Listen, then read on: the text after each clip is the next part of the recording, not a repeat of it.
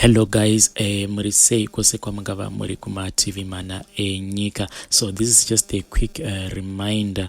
Ndine voice note randatumirwa na Tete Mamoyo. Tete Mamoyo ndivo vachange vachitidzidzisa kana kune vaya vari kuda kudzidza nhau dzemu bedroom, nhau dzepabonde. Saka tichange tichi-uploada kune imwe channel yedu iya. So you can go over there and just subscribe makamirira episode yaticha-uploada mangwana.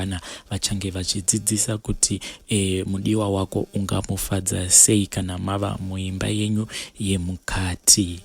Makadi yenyu ruzhinji rweZimbabwe. Zita ndoitwa Tete Mamoyo.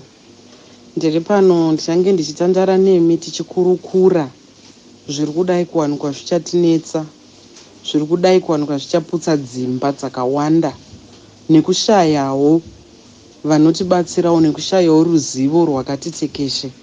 Toziva nguva yatiri kurarama inoyi inguva yakaoma, kuti vamwe tichikura hatina vanotiudzawo kana kutidzidzisa. Kudzidzisa hakusiro madzimai chete, nevarume ndofunga vazhinji munozviziva kuti nemukomanawo anotodzidziswawo mabatirwo emadzimai. Kana wazowanawo unobatawo sei madzimai. Saka ndonyaya dzatoda kuti tipote tichikurukura tiri pamwe chete. Vakadzi vazhinji vari kukomplaina mumagroups, varume vazhinji vari kukomplaina mumagroups. Haisi nyaya ye one partner, both partners. Saka ndonyaya dzatinenge tichikurukura. Zvichange zvichikuremerai kuti ubvunzewo shamwari kana kuti uudzewo shamwari kuti mudzimai wangu zvakadai kana kuti murume wangu zvakadai. Ndonyaya dzatichange tichikurukura pano, tichibatsirana, tichizivisanawo panenge pachinetsawo, panenge pachida kugadziriswa, panengewo pachinoratidza kuti imba yakuda kunosheka nekanhu kadiki diki. Ndonyaya dzatichange tichikurukura.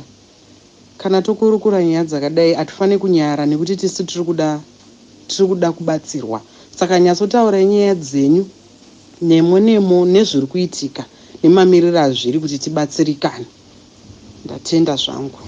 So that was a message from Tete Mamoyo. Saka zvatichaita tichagadzira WhatsApp groups maviri. Kune group ratichati china chemadzimai. Imomo mugroup muchange muchingopinda madzimai chete. Then rimwe group richava riri group rekuti tichariti china chana baba.